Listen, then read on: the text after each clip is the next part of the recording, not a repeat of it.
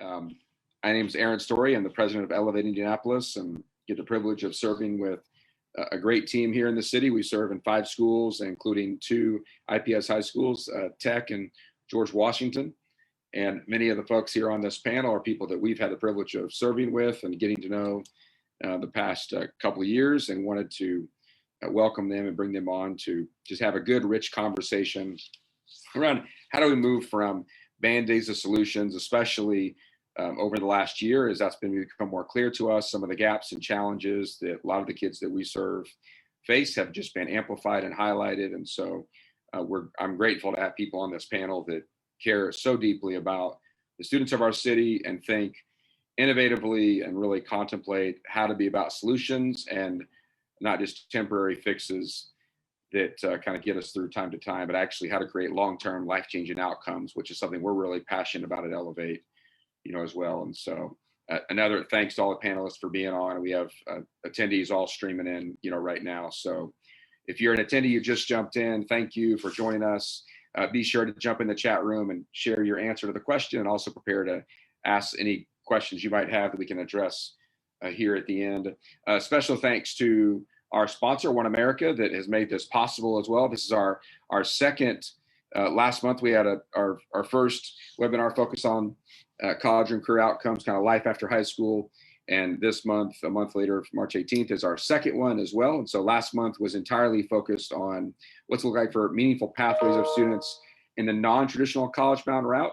And so if you're in this conversation and you're wondering why are they only talking about college? Well, last month we entirely talked about students that are not that traditional college route. So maybe it's a different pathway for them altogether, and had an incredibly rich conversation around that.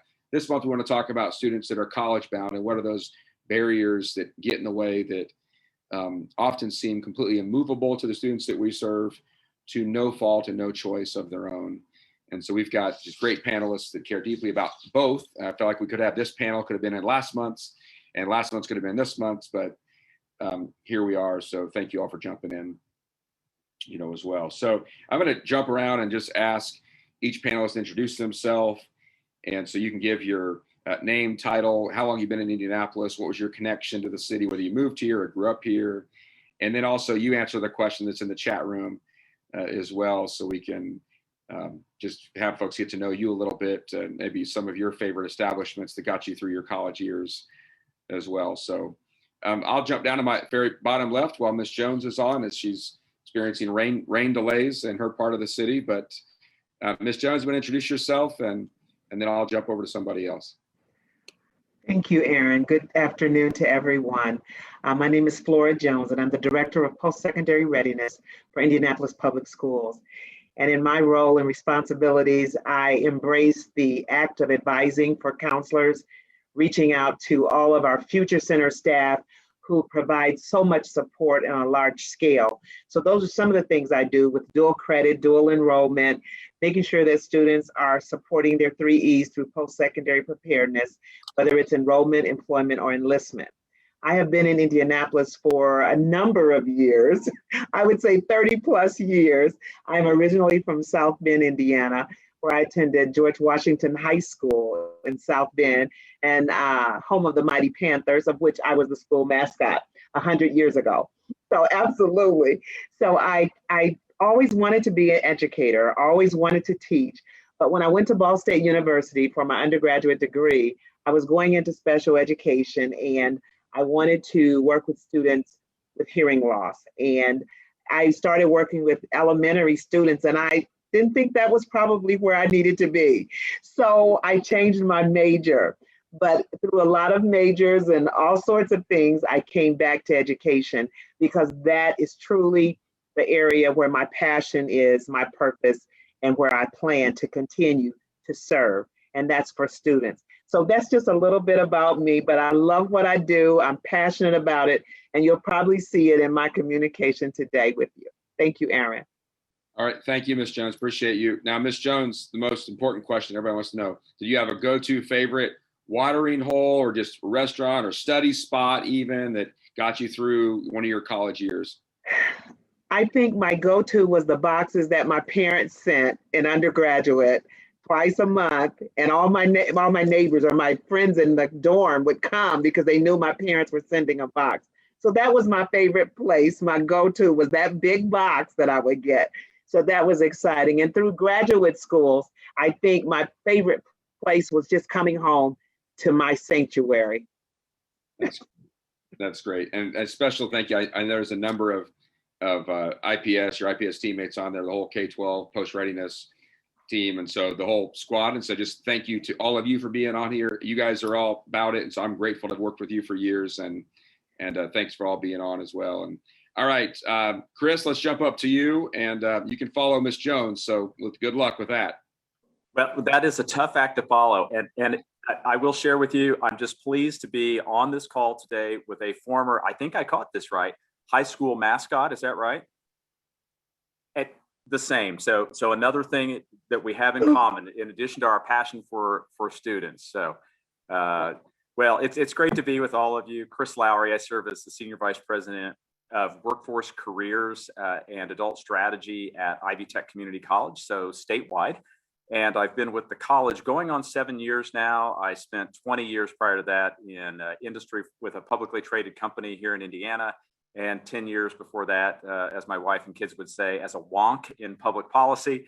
And gosh, a favorite watering hole. This will be a disappointment to those who do advertising for Bloomington and Indiana University. My undergrad is from IU Bloomington.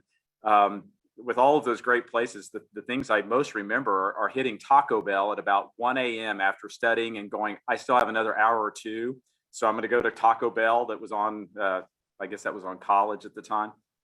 And this is really hokey, but Friday nights going to Kroger and buying fried chicken and a bottle of Big K Cola and playing cards with my friends. So that's, yeah, I know that's pretty wild.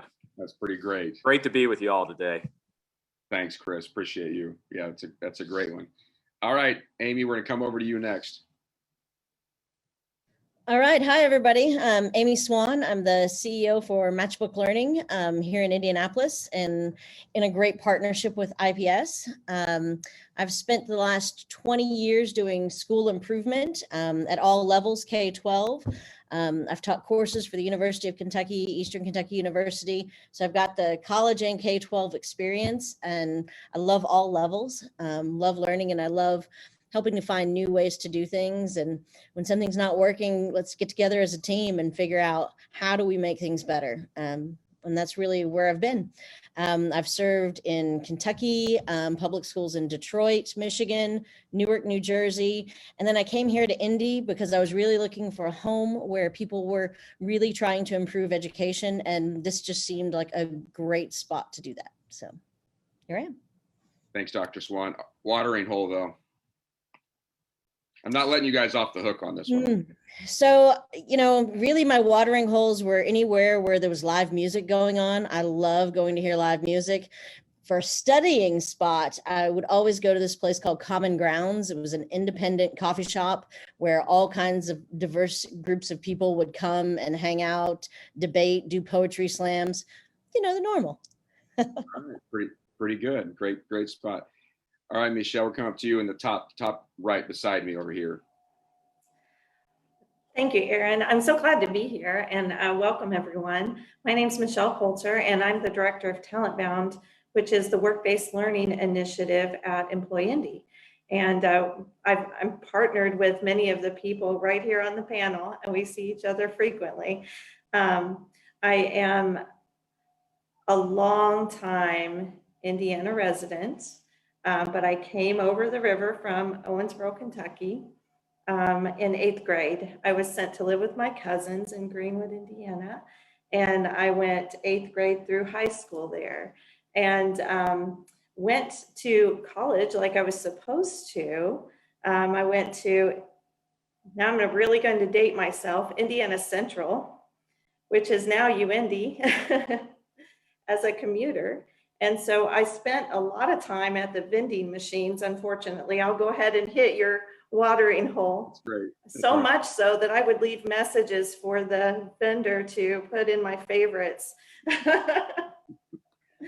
But I also spent time at Taco Bell because that's where I caught the bus to go back home.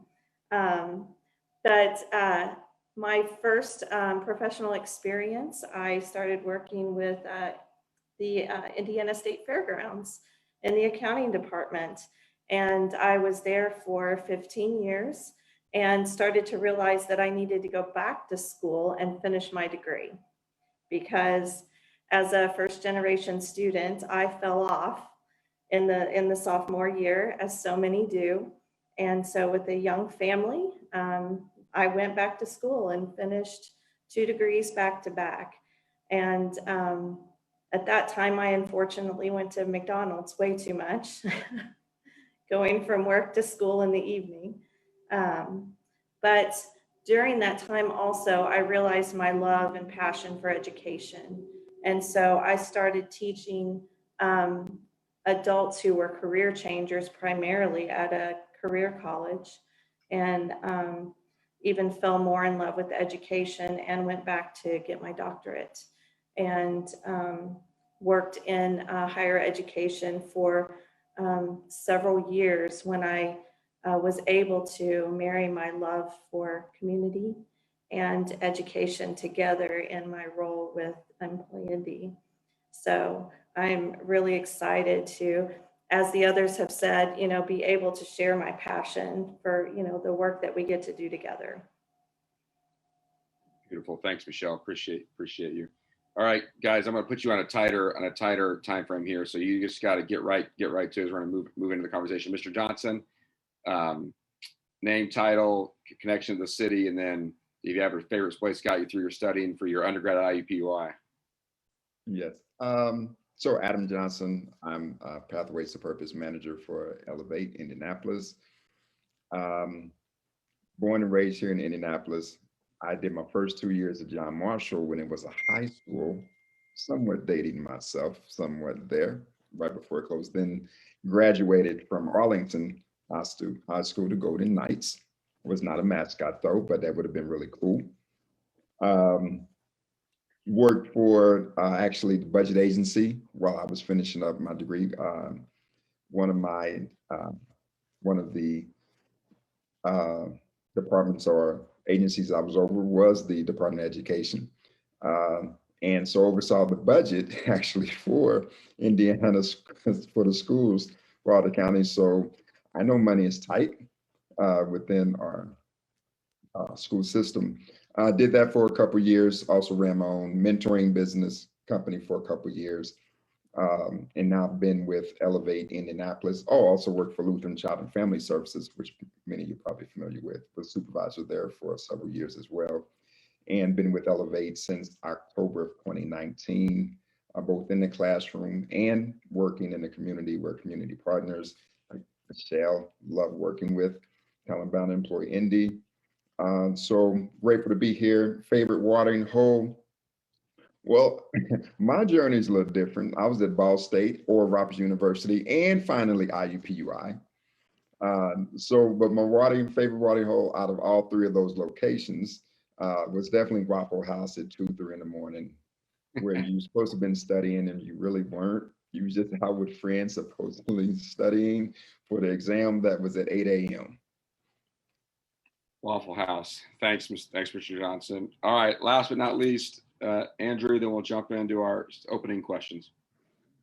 Good afternoon, everyone. I'm Andrew Green. It's a pleasure to be with you. I'm the Assistant Executive Director at Shepherd Community Center, and we are on the Near East Side working with kids and families and a lot of the partners on this call as well. It's really a joy to partner with each of you. And I have been in Indianapolis 15 years. I'm originally from Michigan and had a traditional college experience in Michigan. And so watering hole, though, the one that popped out to me was I did a lot of studying in the library, but I also did a lot of conversing with my not yet wife. And I'm thinking of an upstairs room in there where probably should have been doing more studying, but a lot of conversations happening up in the library. And so that's what stood out to me, but great to be with everybody today. That's great. Thanks, Andrew. So I wanted our attendees to get a sense to get to know for one, just the passion that's so rich in all these folks. None of this, although I'm learning new things, none of it surprises me. The passion that's present because we work with everybody on here, and we're grateful to have those relationships. But thank you all for sharing some of your favorite go-to spots. All of our journeys are different, and so therefore it's reflective of that. I have more Taco Bell vending experiences like Michelle does than some of the others, but we all have a different story. We all kind of navigated education in different ways, but just like our kids do. So it's pretty reflective as well. So I'm going to jump into questions. First of all, and I'll pick on a couple of you, and I'll just kind of navigate it based on time. First of all, what concerns do you have? You think about brief concerns you have about accessibility to college for young people, living in our challenged, economically disadvantaged neighborhoods in general. So what just general concern, kind of help us set the stage for our guests that are on here, that some varying degrees of closeness and understand, kind of what some of our kids go through. But what general concerns do you have? And I'll go to, for this one, I'll go to Amy and Miss Jones first, and for that too, and then we'll just kind of dip into the next one. So Amy, you want to go first and share what kind of concerns come up when you hear about just the topic at hand? When I hear about the topic at hand, the first thing that comes up, I serve over here in Hawville, one of the highest poverty communities in our city, and the cost of college immediately comes to mind. And if we aren't cultivating high schools and opportunities in high schools for kids to get some of those credits, then we're putting them at a financial disadvantage again going to college. But also, if we're not fully preparing them, then they're going to have to take some of those remediation courses when they get to college that once again cause financial issues and further barriers for them. And we really need to focus in on this kind of emergency, I think, financially for our kids. I will agree with Amy that the financial barriers are one of the largest barriers for our students, but we can even take it back a step and think about this community that we're speaking of and the barriers within the community, from financial, just making sure that we have the lights on, that our parents are employed, that we're not supporting them with a full-time job while attending high school. These are things that our students are facing each day. And then we think about when students want to attend college, we think about how they can match with the best college or university. Oftentimes it's those private or smaller universities, and our students do not have access because of the cost. So those are another factor that impedes our students from having access to a matchable college or university. So I'll just throw those few things out. I fully agree. And I think we need to do more exposure of our kids to those small colleges and universities where they will feel comfortable, where they will like it, and get them used to that. Go there, get them used to what it's like, because if they don't know, they're going to be afraid to even go through the door. So we have to really get them that exposure. And I think that's a really critical point. Absolutely. What Amy just said is I think is vital, because I think our students have heard of college a lot, but they don't really know what college is and what it entails to the degree that would benefit them to be able to pursue it and be successful in that journey. I have to agree with Adam there, because I think about my own experience and really building that understanding and the support necessary for them to navigate this unfamiliar environment and make appropriate decisions that lead to persistence and completion.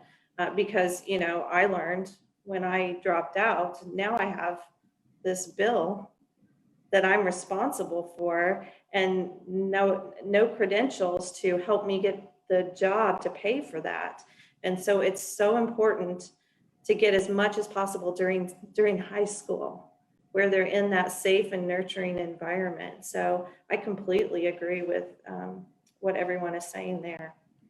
Right, and just to go along with that exposure is phenomenal, getting our students out to see these campuses. But what they resort to is, I'm going to stay home and go to school and save money. And when they stay home, they do not have that 100% experience of being a college student. So therefore, those bills start to make, because they're working a job, and so then their grades go down, and so then we see the dropout rate increase. So we've got to be able to address that financial role, responsibility, and obligation. Absolutely. Let's transition to one of the next questions here, and just a good segue. And what has been your experience been for young people in realizing the cost of college? And again, kind of setting the stage, and if there's a story or an individual or just something that, there's a discussion of college, there's the excitement around college, there's the dream of college, right? You talk about set your target school, your dream school, and then your backup. We'll go through all of that. You come from a programmatic mentoring standpoint. But what's the experience of realizing the actual cost of college? Chris, I'm going to come over to you because that's definitely in your wheelhouse much. And I'm gonna come down to you, Andrew, as well on that from a Shepherd perspective. But Chris, what do you think about this one? Yeah, sure. And I think this was touched on in the last question, really appropriately so. I mean, I have to say, I heard really three distinct things. The financial side of the cost, the preparedness. I think Michelle, you referenced that, and also what it comes off appearing as information, and it's really deeper than that. I think information is one thing. I think knowledge is a difference. It is something different. And in that, we could probably talk quite a while about helping to build social capital in students, because that's a real differentiator, right? And then having access that's pointed out in some of your questions. All of that is certainly interwoven with the financial side of it. And dual credit was mentioned. I think there's a power to dual credit and dual enrollment that's really missed on a lot of people. Indiana now has the Indiana College Core. That's 30 hours, fully transferable to every state-sponsored institution in Indiana. They have to each take every one of those credits. And much to the credit of the marketplace, most, if not all, private institutions are now accepting that in the same form, right? So that's worked. And that's something in Indiana that it's been around since the early teens, 2012, 13, something like that, and it's vastly underutilized.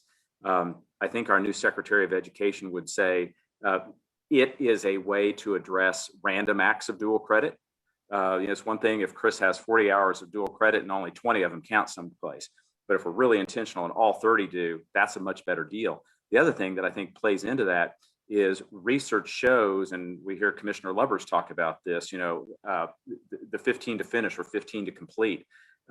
If a student can start with 30 hours, we know statistically she or he will have a much better chance of retaining and completing, right? And ultimately, again, we know from research that students want to complete, and that they want to end up in that dream job, that career that really is hopeful to them. I saw who signed on as our attendees. I'd love to have all of them engaged in this conversation too. And many folks know that I'm just a real firm believer in really leveraging dual credit and dual enrollment so that it's outcome oriented, that it's measurably outcome oriented, and that we're tracking it not so much on the number of credit hours a student is accruing, but what that looks like as she or he exits high school and then matriculates to an institution and completes there. It's a big element of the cost side. Yeah, thanks, Chris. And Andrew, from maybe a different perspective, what's been your experience for young people as they realize the cost of college? So they're in high school or they're preparing to graduate senior year, 2-year, 4-year, whatever what's that been from your end as a mentoring organization in the Near East Side here? Yeah, I think obviously the realizing the cost and the mindset for how to even approach college and think about from a future orientation standpoint. There's lots of opportunities where we get to talk about it even earlier than high school, or elementary school, middle school. We can start to introduce those concepts. But for a lot of our students, a lot of our youth, the concept of, for some of the colleges, 20,000, 30,000, 40,000, those aren't numbers that our youth at least are typically thinking about. They're thinking about $5, $100. And that's the case for a lot of families as well. So I think the practical realization isn't there for a lot of our youth in comprehending, not that they're not smart enough to comprehend, it's just not in their worldview and what they're experiencing day to day. And so we find conversation around that needs to start a lot earlier, and all of the options that a lot of our partners here today can talk about need to happen a lot earlier to start thinking from that future orientation standpoint. Thanks. Does anybody else want to move us ahead as you kind of from your lane and your experience?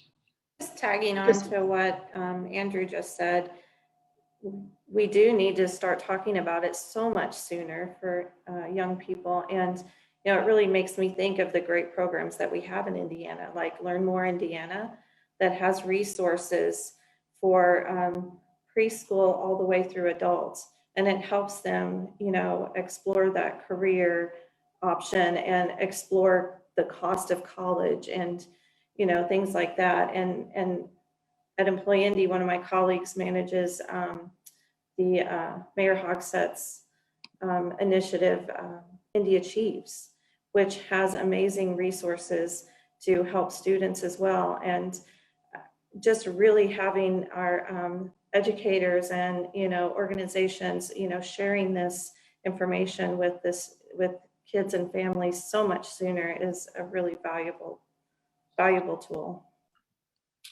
And I would like to just chime in and say that with Indianapolis Public Schools, one of the things that we have identified is we have this group of students that we know we need to give additional support to. So how can we do this? Not put a Band-Aid on it, but let's make it work.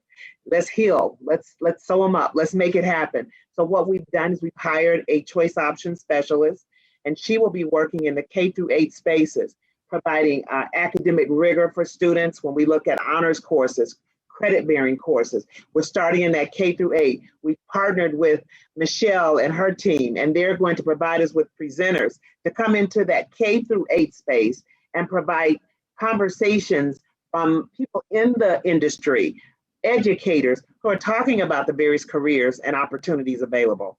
Not only are we doing that, we're providing academic lessons that will support career and college options and choices in the K-8 space.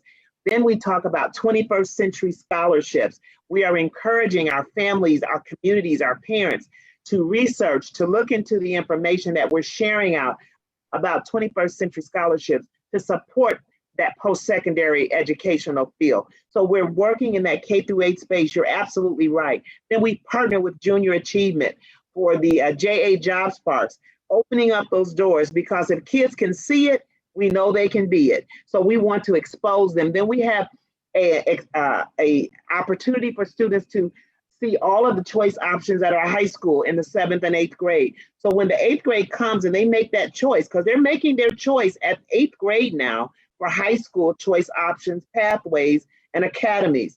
So those students are informed and they're making informed decisions. So we know how important it is for us to expose our students to information for post-secondary preparedness and readiness, and then working with them on a daily basis to understand the options and to pursue this. IPS has not been a leader in dual credit and dual enrollment, but that has changed this year. We are shifting. We have over 40 teachers that are currently in the credentialing program throughout STEM and Indiana. There are so many programs that are available now. So I started this dual credit and dual enrollment in 2007. So I'm an old timer when it comes to early college, but I know the importance of that core 30, and those students do have a greater chance to persist and move forward in their educational journey. So absolutely, exposure is key. Hey, Aaron, I have to jump in there, and I swear Flora and I did not coordinate on this event, okay?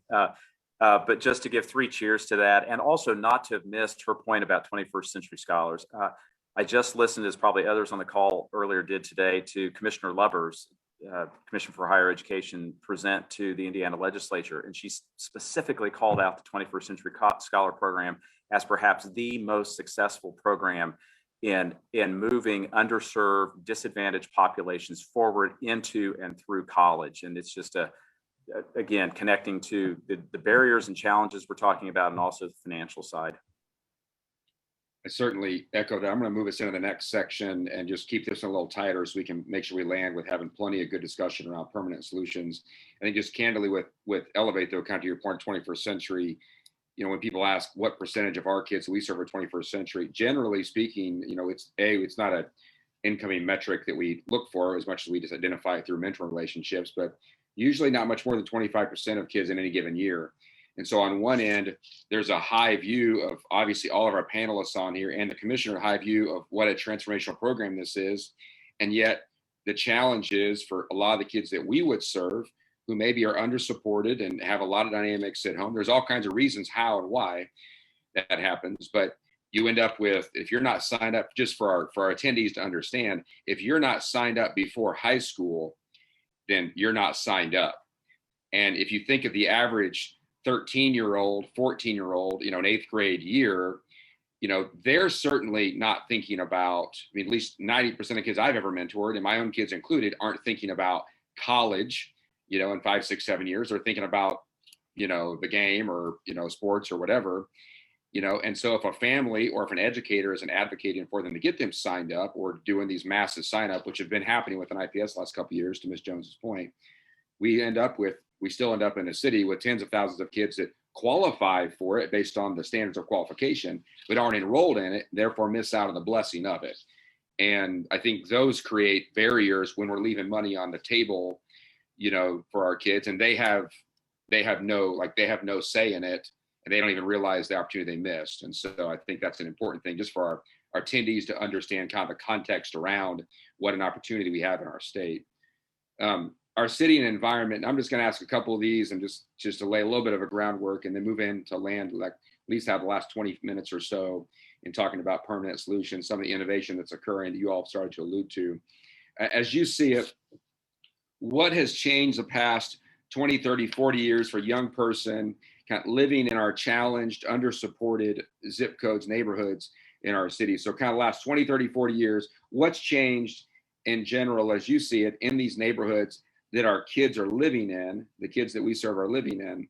And before we even get into the college conversation, the environment they're in, what's changed? Again, and some of these are generalizations. We understand it's not true for every under-resourced zip code, but generally speaking, what's the dynamic look like? And I want to ask just two of you on this one, and we'll keep moving to the next one.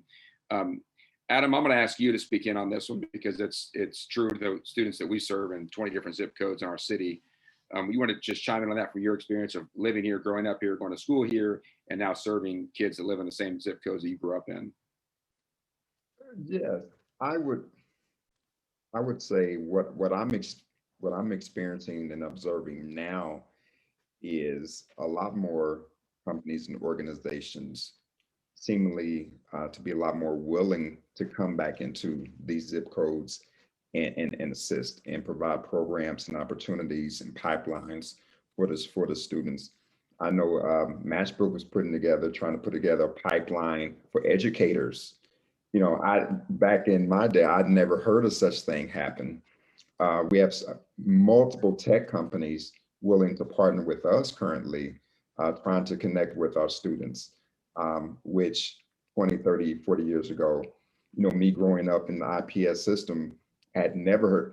What we received as far as information was officer friendly would come to the school, and a dentist would come and you chew that little peel and your teeth and you turn black or whatever. And so, but that was the extent of it.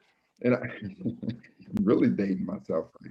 But now I see a shift, and especially during this pandemic and with the change in how the reach that businesses and organizations have virtually now, I'm seeing a lot more intentional integration and purposeful connection with the students in these neighborhoods to get them better informed, to get them the exposure that they need. And what I would like to see is for internships for these students to be catered specifically for this population, because an internship at a particular entity or organization may be good if you get coming from a HSC school or Fisher school and the like, which these students may already have a grasp on what this job may entail because of the schooling in an area and what mom and dad already has and have achieved. But for our students, they're needing ground level type of exposure. And so I would like to see something incorporated even furthermore with these businesses and corporations for those type of internships that were catered specifically to this population. Thanks, Adam. Miss Jones, for some of your perspective on this, and I'm going to jump on the next question. Any perspective you have would offer on kind of 20, 30, 40 years, positive, negative view on what's changed for the students that we have serving, living in the zip codes? I believe that in the last 20, 30, 40 years, we have programs and resources that are available to the students in these communities that will support them in their first generation journey to higher education. With those programs, I think that the schools have adopted more programs within the school setting. I think about the future centers in our high schools. I think about the Elevate programs, the JAG programs, JROTC, and the list goes on, Urban League, CLD, all of those programs, which were outside resources that have now embedded themselves within the school itself. So I think that those programs are what's uplifting our students and giving them access at a greater level. But then we still have to look at the fact that students are looking at an $80,000 degree that they're going to be paid maybe $40,000 upon completion. How does that balance out? So having that ability to teach the financial literacy, and it may not pay off in year one, but if you look at year 10, then we begin to look at how the increase in education will increase the dollar amount, high value, high wage, high demand jobs. So we start to align all of that together. So I think it's critical that we point out that we have so many community partners, and that's something that wasn't happening years ago. But these partnerships are enhancing our ability as educators to educate students and allow them to look at dreams that they never would have even dreamed about and persist in those plans post-secondary. Great. Thanks, Ms. Jones. I'm going to move us into the next one here. This is a carryover question from last month. So I'm just going to have one of you answer this, and I'm going to just jump up. Maybe I'll jump up to you, Michelle, on this one. Has workforce development kept up in Central Indiana for young people in general, whether it be going to college, not going to college? What are the challenges for companies looking for a prepared workforce today? To just kind of shift this discussion to the workforce side of things. So we were talking about from an education lens, from a mentoring lens, maybe. As from your experience, what's that look like? Kind of just a brief snapshot of that. Then we'll move into the last part of our section today. Yeah, what I've seen most recently is really workforce development pivoting quickly to add additional supports through, adult education models, next level jobs, to, make training funds available to help bridge the gaps for young people, adults, and later on, but even programs like we're working in partnership with many organizations at Employ Indy for, to develop modern apprenticeship for high school students, talent bound, being able to come alongside schools and help make those connections to employers across a continuum of career exploration experiences, so that we're exposing the employers to our students, and our school programs, so they can see the quality education that's coming out of our schools. But also it exposes those students to, like Ms. Jones said, if they can see it, they can be it. Being able to see what careers are available to them and having that aligned education while they're in school. And, being a part of that as the Workforce Development Board is, to me, it's an honor, to be able to help make these connections.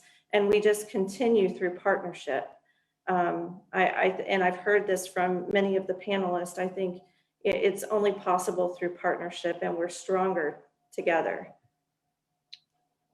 Well said. We definitely echo that. At Elevate, we literally couldn't do what we do without collaboration, and that just speaks volumes to the folks that make it happen with IPS and all of our partners outside of IPS to be a bridge with our students. So let's move into kind of landing on discussing permanent solutions versus kind of temporary solutions or Band-Aid solutions, and some of that maybe give you a clear imagery, and some of that we're also kind of working out a little bit. Some of that's we know there's some very clear solutions on the table that take innovative approaches to reaching that. So we're hoping to kind of land to this. And then for all of our attendees, if there's questions that have come up in your mind and you've got a brief question you can ask, drop it in the chat room. We're going to save 5 minutes at the end for any of our panelists to be able to address those. So feel free to put those in a chat room while we're in this last section. We'd love to be able to address your questions as we can first, let's discuss current innovative approaches to students in high school, making college credit accumulation accessible to a wider audience of urban students. So we talked about this a little bit. Chris, Ms. Jones alluded to this earlier as well. So let's talk about that. And then second, on the same line, who and how are the high schools in our area providing more meaningful exposure to a wider audience of urban students in high school if possible? So who are the high schools in the area you see, and who and how are they doing it?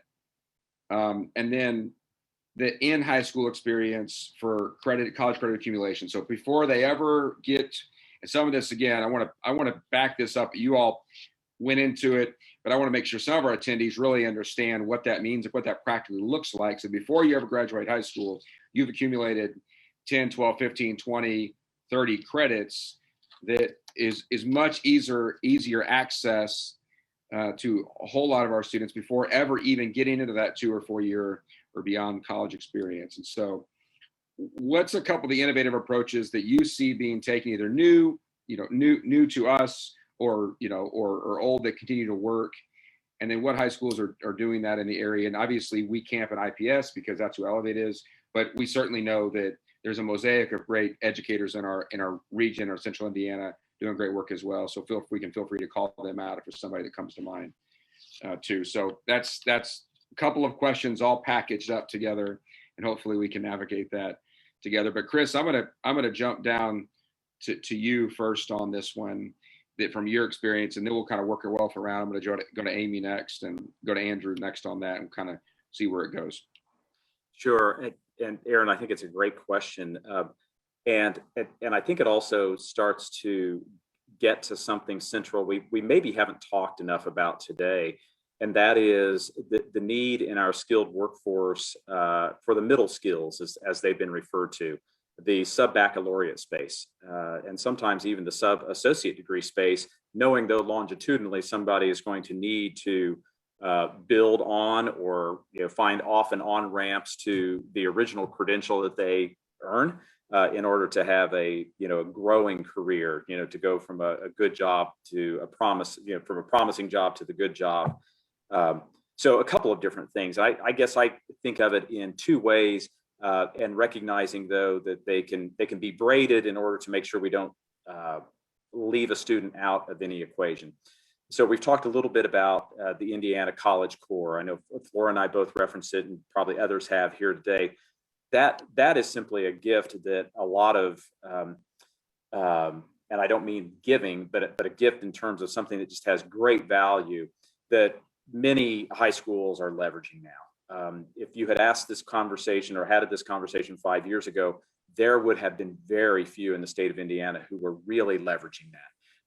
A lot of folks who were beginning to understand what it was, the awful name, the State Transfer General Ed Corps, STGEC, who could even understand that. It's been rebranded, good for that.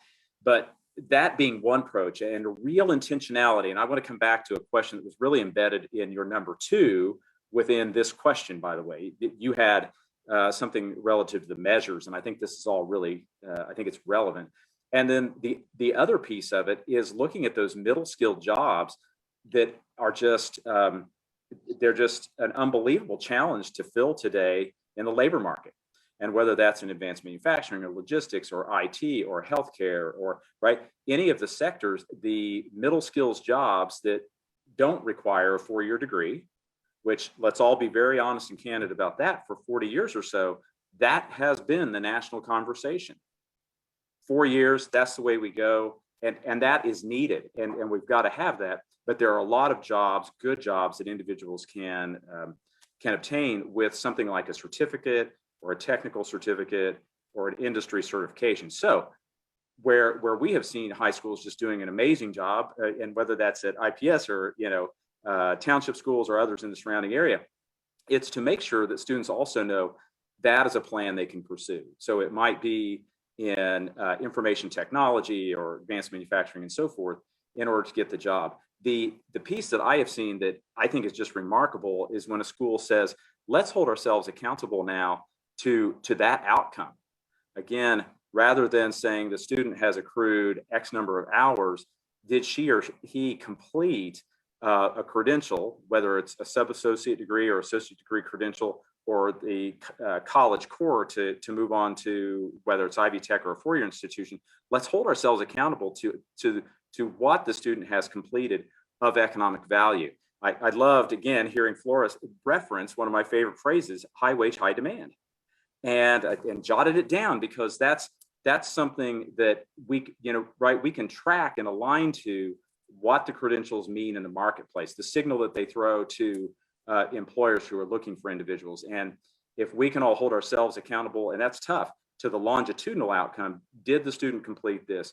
Did he or she go on to the 3 E's that were alluded to earlier today, right? To enlistment, enrollment, to employment, and track those. Those are going to be really critical. I think they also afford the opportunity to do what a lot of you have talked about today, and that's collaboration, whether that's with community-based, faith-based organizations or employers. When everyone has an understanding that there's a real outcome that we're pursuing there, others come along board. And I have to throw one in here, because at least one of our partners is on the call here today. You're all partners, but where we're doing some interesting work with a really great employer here in Indiana, and that's One America. The Shepherd Community and Ivy Tech and One America are all working with students, young, and I'm sure some more like my age, who are seeking a better opportunity. And One America is making available a number of positions, whether they're work and learn through internships and so forth, or placements. And again, in just a variety of capacities to intentionally work with community faith-based organizations, educators, and then individuals living in the community for a better economic outcome. That was more than what you asked for, Aaron, but there you go. I knew it when I asked. I was going to get so much more than I asked for. It was beautiful. Thanks, Chris. That's great. Amy, and similar question. We'll tighten up a little bit, and then we'll jump into the next one, because I do want to talk, to Chris's point, I do want to talk about metrics. So what should we be measuring? Because a lot of our attendees on here hear the great conversation, but how do we measure this? What are we measuring to know if it was a permanent solution versus a Band-Aid? We've got to have some degree of metrics around that, which all of us are passionate about on this call. So Amy, to that first question, the in-school piece, and I know you're passionate about that from our recent conversations as well. What do you see, working, and what do you see that needs to happen for it to work, for students to accumulate kind of college access credits before they ever get outside the K-12 experience? What I'd say to this, and I'll try and be brief, because I am passionate. There are 2 big shifts that I've seen in the last 20 years that I think are actually really positive, that are going to be solutions, not Band-Aids. One of them is the dual credits that we keep mentioning. It used to be that people thought, well, we have AP courses, so we're getting it done. But you're not, okay? Dual credits are actually transferable more than AP. And AP courses, they're great, but it comes down to that one test again. And it can't just come down to that one test for students, because students demonstrate knowledge in different ways. So being able to have access to that course to pass is so much better. So I'm so glad that the conversation has really shifted to that kind of a solution. But I'm also glad that I think more superintendents across the nation are realizing that when they hand out that diploma from high school, that it needs to mean more than just you can't come back. Because right now, for most districts and most schools, that's what it means. When you get that high school diploma, you just can't come back. It doesn't mean, hey, you're actually going on to college and you have these credits. Hey, you have earned not only a high school diploma, but a certification, a real universal certification. Not just you played with this, you tinkered in that, but no, you had an apprenticeship and you got a real certification in something that leads to a real job, and a good paying job. And I think I'm seeing some of those shifts. We've seen it with the dual credits. We've seen it with some of the mindset shifts. And I'm just hoping that we continue down this path to real sustainable solutions for kids, and not just demonstrating their learning in one way, and not just diplomas that mean you can't come back. That's great, Amy. And this next question, I'm going to camp down to Ms. Jones and Andrew. But before I do, one of the boys that I've mentored over the years was a tech grad 2019, and was a great kid, not necessarily a great student in high school, didn't love school, loved the school experience, necessarily loved studying, but a really great kid. 6 months or so later, he calls me and says, hey, you know what? I want to go to college now. And so we start the conversation again. What's that look like? And I said, well, you got to, here are the steps to take. We worked on this FAFSA. We worked on getting your transcripts. Well, he gets these transcripts from tech, and he realizes that he actually has almost 30 credits because he went through 2 years of the welding program there. And he'd been working in a facility that opened up because of that access, but he had no idea that he got something from tech, that, to your point, that because he went through that welding program, the 2 years, and he got a good job out of it for an 18-year-old making $20 an hour because he went to high school. That's a pretty good job. But now he has 30 credits to apply to if he wants to go to Indiana State next year. And so it's this whole world has opened up that at the time he was oblivious to because he was just enjoying high school. And now he realizes what an asset it is. And that is the reality for 90% of the kids that we serve. We need to make sure that we give them things that they have no idea how valuable they are, because they don't even know their own personal value until often years later. And what you have in your hand, wait a second, oh, you mean I can do that? Yeah, that's what this means.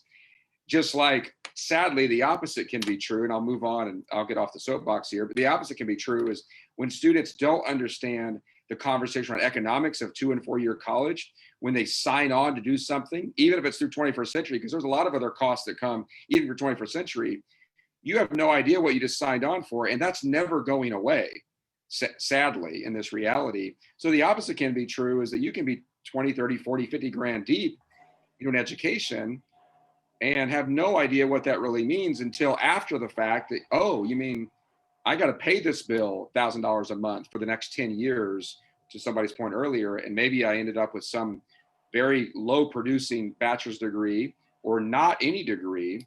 And so there's this piece where we've got to help shepherd and protect and engage students, in seasons when they have no idea what they're getting handed until often years later, and how critical that is for us as, organizations and mentors, as well. But the next question, and Miss Jones, I'll drop down to you. What gets measured is what gets done. And something we're all passionate about metrics here. And I know a lot of the folks, our attendees, are passionate about metrics too. What should schools be measuring? So if we have a dashboard, I'm a big basketball, guy. March Madness is like, between AAU and high school and college, there's no better time of year for me. But we have a dashboard, we have a scoreboard. There's a foul count, there's a clock, there's a score. We have a clear dashboard of what success looks like, things that we can measure. Schools have to have the same thing. And obviously, all schools do, but we get to this conversation. What should be part of an effective metrics? And maybe some of those we do already, some of those we're heading that direction, Ms. Jones. And I'm going to jump over to you, Andrew, then back up to you, Dr. Holtzer, as well. I'll be very brief. Some of the metrics that we're using currently would be college application completion. How many students are completing an application? And then how many are being accepted? Those applications that are being provided. Then FAFSA completion, Navient surveys, end of the year surveys for seniors, with 3E documentation and reporting, whether they're an employment, enrollment, or enlistment student. And then we look at college persistence and employment persistence or military persistence. Tracking students that 13th year is critical. 21st century scholars, completing those scholar tracks is all information, data that we are looking for students to complete with our instructions and our guidance as staff. Agree to all of those points, but then the graduation metrics, we have to make sure students are college and career ready, making sure those foundational skills have been implemented through our PCC courses that provide college and career prep preparedness. So those are things that we're looking at, we're measuring, and we're making sure that students have the abilities and the skills, whether they're going to a college, whether they're going into employment, with a certification through our CTE programs. But there are so many ways that we measure, but the data drives the work that we do. And if we're not collecting data, then we're not doing anything. So that data is the driving force for what we're doing. And that's what's allowing us to do school better. Beautiful. Thanks, Ms. Jones. Andrew, if you had to snapshot something, what should be measured? Again, you're a community partner standpoint, but what metrics do you think are valuable from an education system for the work that you do? Then I'll jump up to you, Michelle. I would highlight two of the ones that Ms. Jones mentioned. And I think what's really important to hear in this conversation today which multiple people have said, is the importance of collaboration, because it's not the high school's responsibility to track all of this or to implement all of this, and we have to be collaborating around these. But I think the 21st century tracking and our ability to reach, in our case, our youth, our neighbors, with that information and that follow through of navigating that, as well as navigating the FAFSA. Those are the two that I would highlight. And I think we need to continue the conversation about collaboration on how we execute on doing a better job of that together, in getting that information out and navigating both of those systems that are very complex and difficult for our youth and their families to do, but are, as so many have mentioned today, are so important for this conversation about college access. Thanks. Michelle. They've really listed so many of the real data that needs to be tracked. What I would add is to respond to that data more quickly, not looking at it, in a historical sense, but looking at it in a real-time sense on how we can really help the students and their families be able to access the programs, the resources, the things that they need real-time, while there's still time to keep them on track. And I think about, the college credits and the student not realizing that he had 30 credits, and how we can help align that to employers who offer internships so that they can come out of school with those credits, with credentials and a job, but continue their education as they need, being able to have those stackable credentials and degrees is so important. And that's something that wasn't available when I was younger. And I agree with Chris that the core has really been a great advancement. So not adding to the data list, but responding to the data list in real time is what I would add to that question. Thanks, Michelle. That's great. This is our last question. We've got a couple of great questions in the actual chat room, so I'm going to save room for these, but I'll ask a couple of you. What are barrier removing services and opportunities that businesses, schools, and organizations can do? So a lot of us talked about critical metrics, and even Andrew hit on some of the practical barriers of FAFSA is a good metric, but FAFSA is often just the biggest barrier in general because it's a monster to do. And as somebody who's done that for a few years, I struggle with it every year myself. But what are barrier removing services that people can partner with us on that they're in the community in practical ways? Somebody say, I want to help, I don't know how. I hear that all the time in my work. I want to make a difference, I don't know how. So is there anything come to mind? And if not, that's all right. But I want to ask because we want to help create some partner opportunities if they're there. Eric, could I jump in? Because you've mentioned it yourself personally. And when I mentioned all of us working together, I think the mentoring component is so critical. And I know it's a simple response to say, yeah, you can mentor somebody, and it sounds very easy, but the impact of that is huge when you talk about navigating this process for youth. And you know it personally.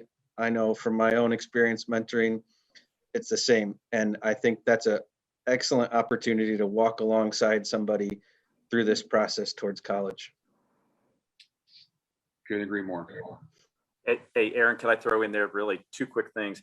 I'd love for all of us to think about a pentagon, because I think when we think about collaboration, all 5 pieces can leverage against each other. That's government, that's education, it's business, not-for-profits, and philanthropy. I think Indianapolis has the best ingredients going into all of those. When you look at the assets we have, we should leverage each of those with and against the other much more effectively. And then I have to use Andrew and Shepherd as an example here. We're partnering now with Shepherd because Ivy Tech will never be able to reach students, individuals, potential students on the Near East Side like Jay Height and Andrew Green. It will never happen. They are so much better at that. They're also so much better at delivering services that we can try to provide, but a study space, flu shots in the parking lot, work with transportation, childcare. Andrew, I could go on with the list.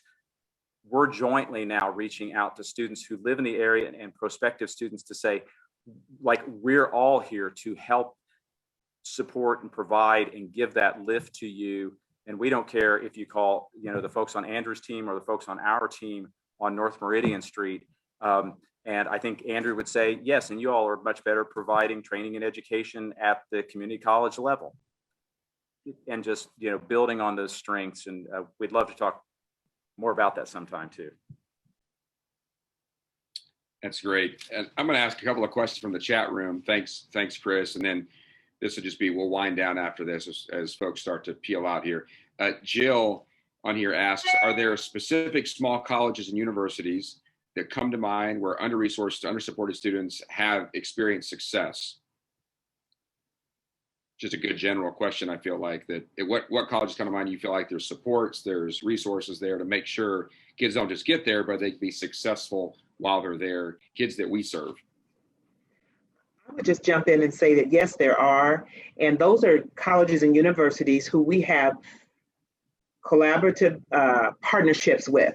So for example, Butler University, I'm an alumni. So therefore I have connections at Butler University. So when students go there, I can keep in touch. And so this is something that we're developing across IPS, is that we're making those connections and those partnerships with the colleges and universities so we can have that lateral collaboration. Once students get there, what supports do they need? And then our future centers are providing that 13th year support where they're tracking students and they're making those connections with parents. So yes, there are colleges and universities that are smaller, that are private, that are larger. Even with IUPUI, as large as it is, we have so many partnerships within IUPUI that our students are being successful. They're starting to be more successful just because of the relationships that we have built as partners. I could chime in. I know Ivy Tech, Indy Achieves partners with Ivy Tech and with 21st century students and assist with those first year students and assigns to them an individual, I guess it's like a mentor, a counselor specifically for each student to help them, especially through that first year, which is so hard to navigate through sometimes, and assist with the dropout rates and the like, but helps them with their courses, developing the schedules and so forth and so on, and a lot of different services provided, which I know, and probably Chris can probably speak a lot more to that even, but I know that's a school and then also a service that's available to many students to help them in a successful completion of secondary education. And I would just say, and Chris, I shared this with Chris a couple of months back, but my oldest son went to the ASAP program at Ivy Tech. And, that was an intentional choice we made, had a lot of education choices. We're a family that values education. But for me, I felt like how much more important it was. It's cost effective, it resourced. Now he's at Ball State. He took with him all those credits. He's graduated a year early. And the reality is he had a ton of support. It was like a small college. The ASAP was its own floor, its own staff, its own program. And it's a very diverse, program. And so the reality is the supports are there for kids within that program. It's not for everybody. You got to be aggressively to work through a whole, 60 credits in a year. But for the dollar, for the impact, for what it leads to set up for transfer, it's hard to beat, frankly. And that's why, we chose it for our own kid. And I feel very successful about that and moving on to the next level. So last question, and then we'll, this a little longer one, so we might have to just chop this one up and just kind of finish down here. But what is your estimate of the percentage of high school grads that will begin college? So just in general, so do we have from maybe more we just focus on IPS, where are we trending with our IPS students, or maybe just Indianapolis students for some of you that want to speak into that will graduate from high school and will move into college, whether that's 2-year, 4-year, kind of wider expansion of what that even means to go to college. Kind of real numbers, want to talk into that. I'll share with you all. You could look on the Indiana Commission for Higher Education probably today, thinking of, again, Commissioner Lover's presentation this morning. And I hesitate to use any numbers because I wasn't taking notes fast enough. But the college going rate is not increasing in Indiana. The place, as I recall from her one slide where it is with 21st century scholars, which we've all talked about repeatedly here. That is a bright spot in terms of what the trajectory looks like. And that said, though, I'm the eternal optimist, and I see it in a lot of pockets, and and in a lot of work we're doing. By the way, Adam, thank you. I wasn't going to kind of wave our, toot the horn or wave the flag here, but that as a way to help not only students coming, but retain and complete Ivy Cares, again, certainly programs where you partner, but there is a cultural challenge we have in our state of valuing post-secondary training and education. Now, that also being said, the percentage moving toward the Lumina goal of 60% post-secondary by 2025 has been increasing, I think, from the mid-30s to the upper 40% of our adult population. That's a good thing, but we have to have more young people like adults accessing, and it doesn't have to be the full 4-year, again, something of, high wage, high demand, high value in the marketplace. That's great. Thanks, Chris. Anybody else want to chime in on this one before we land the plane here? I would say I don't have stats, but I am concerned with this COVID season, how that may adversely affect the number of students that going into post-secondary education, because we lost a lot of students during this season who kind of fell off, disappeared. And so recapturing them and then putting something in place to get them back up to speed as far as their graduation, high school graduation track, I think is vitally important. Yeah, no, that's so true, and all of us on here understand that reality. I will say, and we can land down, is like I've been encouraged, just the class of 2021 for us, even at Elevate, and I know it's just a slice of the bigger pie. So many incredible kids. I mean, we have so many kids, 4-year scholarships that have just persevered and persevered and persevered. That are, I mean, we can go on and on and on, and it's been a blessing for us at Elevate to see these are all tech students, Arsenal Tech students right now. But I do know the challenges are greater, but the perseverance for so many of our kids is just so much deeper.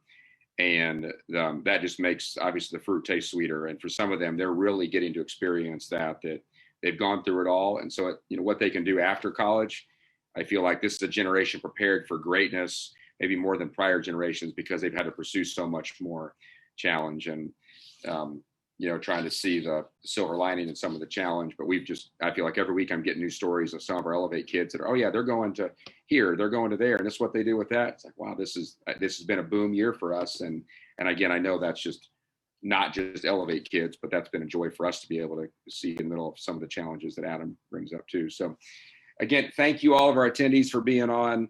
We're grateful for you at Engage. Thank you for the questions and the chat room, check-in responses.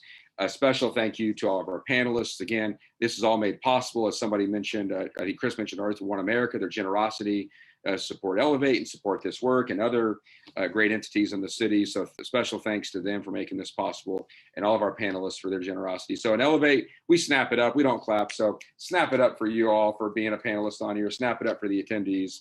And if anyone's ever been a site visit, you would see that in person. And if not, join a site visit for Elevate. You can see our kids snap it up for you as a guest as well. So thank you all. And at this point, any of our attendees can hop off, and then we can wind down as panelists too.